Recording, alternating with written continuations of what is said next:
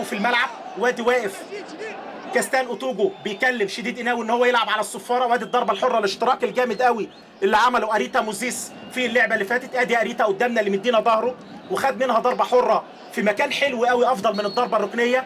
هنشوف النادي الاهلي في اول ظهور ليه من خارج ال 18. حلوه، جول جول جول يا ولد يا عبد الظاهر، خلاص يا ابني فتحت معاك. الجول الاول للنادي الاهلي بعد 6 دقائق، عرضيه ايه مفيش احلى من كده، وكله رايح لعبد الله السعيد اللي عمل واحده لاحمد عبد الظاهر قال لك دي ما ترجعش يا جدعان، واحد دون مقابل. وادي جماهير النادي الاهلي والاعاده مره ثانيه، وقطع حلو قوي يا ولد يا ولد، بيلف دماغه ايه احمد عبد الظاهر، مفيش احلى من كده. ويرجع لنا الذكريات بقى الانجولي فلافيو اللي كان بيجيب اجوان بدماغه من كل مكان، وكنا بنقول له دماغك على رمان بيلي. برضه احمد عبد الظاهر على الارض تاني عند عبد الله السعيد، الانطلاقه موجوده، عماد متعب هيتحرك له، عبد الظاهر فين؟ جه قدام ال 18 بدا يظهر عبد الظاهر، يا متعب يا جمالك يا حلاوتك لعبتك، جول جول جول، وهو رايح بقول له يا جمالك يا حلاوتك لعبتك يا متعب، خلاص يا ابني فتحت معاك. قلت لحضراتكم عماد متعب البدايه التهديفيه في لقاء تذكر في كينيا،